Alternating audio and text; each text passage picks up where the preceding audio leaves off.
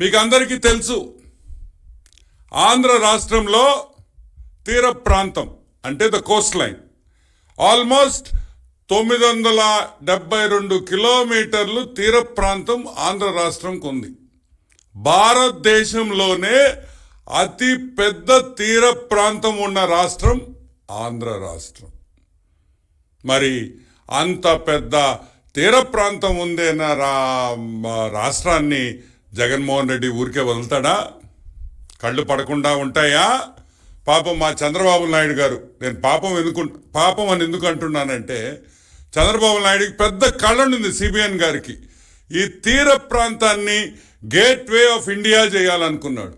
ఒక gateway of India ముంబైలో ఉంది, ఒక గేట్వే ఆఫ్ ఇండియా ఈ తీర ప్రాంతాన్ని ఒక గేట్వే ఆఫ్ ఇండియా చేయాలని ఒక కళ, ఒక కాన్సెప్ట్తో వచ్చాడు.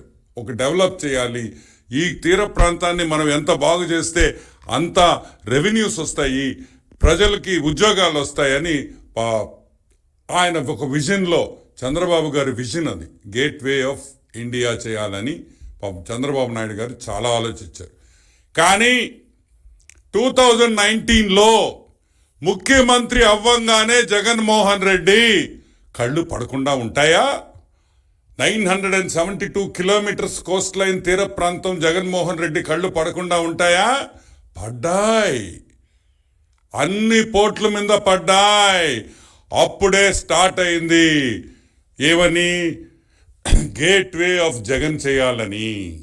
ఈ తీర ప్రాంతం గేట్వే ఆఫ్ ఇండియా కాదు, gateway of Jagan, gateway of half ticket.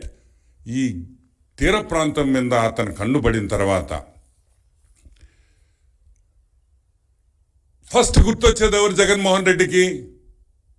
ఏదైనా కబ్జా చేయాలన్నా, ఏదైనా తీసుకోవాలన్నా, ఏదైనా బెదిరించాలన్నా ఫస్ట్ జగన్మోహన్ రెడ్డికి గుర్తొచ్చేది మా పొట్టి సారాయి Reddy, Vijayasai Reddy, the financial criminal. Jaganmohan రెడ్డికి పెద్ద బ్రోకర్ అయిన విజయసాయి రెడ్డి రంగంలోకి మన హాఫ్ టికెట్ జగన్మోహన్ రెడ్డి ఈ పొట్టి సారాయి రెడ్డిని రంగంలోకి దింపాడు. ఎందుకు పొట్టి సారాయి రెడ్డిని ఒక్కడనే దింపారు? ఎందుకంటే పొట్టి సారాయి రెడ్డి వియంకుల కంపెనీ అరబిందో, పొట్టి సారాయి రెడ్డి వియంకుల కంపెనీ అరబిందో అనే ఒక సంస్థ, ఆ సంస్థ జగన్మోహన్ రెడ్డికి బినామీగా వ్యవహరిస్తున్నారు. కాబట్టి అరబిందో అనే సంస్థ జగన్మోహన్ రెడ్డికి బినామీలు.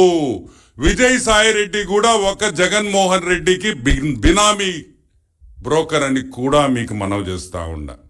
ఓకే, సో విజయసాయి రెడ్డి రంగంలోకి దిగేశాడు. ఫస్ట్ కాకినాడ సీపోర్ట్ మీద కళ్ళు పడ్డాయి. కాకినాడ సీపోర్ట్, ఈ కాకినాడ సీపోర్ట్ మంచి లాభాల్లో ఉంది, బ్రహ్మాండంగా జరుగుతుంది, బ్రహ్మాండంగా డెవలప్ చేశారు. పాపం 1997లో ఆపరేషన్స్ సిబిఎన్ గారి చేతుల మీద మొదలైనవి.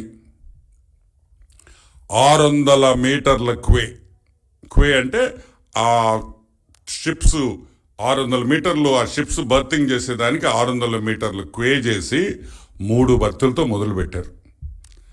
వాళ్ళకి కేపీఎస్సిఎల్ అనే కంపెనీకి బాబు గారు ఆ పోర్టును హ్యాండ్ ఓవర్ చేశారు. ఈ కేపీసీఎల్ దాన్ని 3000 మీటర్లు పొడిగించింది, 15 బర్తులు చేసింది. 3 బర్తుల నుంచి 15 బర్తులు, 600 మీటర్ల నుంచి 3000 మీటర్లు ఆ పోర్టుని బాగా డెవలప్ చేశారు. 15 షిప్పులు at any given time Kakinada పోర్ట్లో అన్లోడ్ చేసుకోవచ్చు. ఇంత మంచి పోర్టు వీళ్ళ కన్నుబడింది, మంచి లాభాల్లో ఉండే port. So operation gateway Jagan start అయింది. 2019 నుంచి కేఎస్పిఎల్ మీద దాడి మొదలైంది. బెదిరించారు, ఇస్తావా సస్తావా అన్నారు, కూట్ నీళ్ళకి అడిగారు. అసలు ఊరికేనే తీసుకునేవాళ్ళు ఊరికే తీసుకుంటే బాగుండదని కూట్నీళ్ళకి అడిగింది వాస్తవం. తుపాకీ పెట్టారు, షేర్లు ఇస్తావా సస్తావా అని అడిగారు, భయపెట్టారు.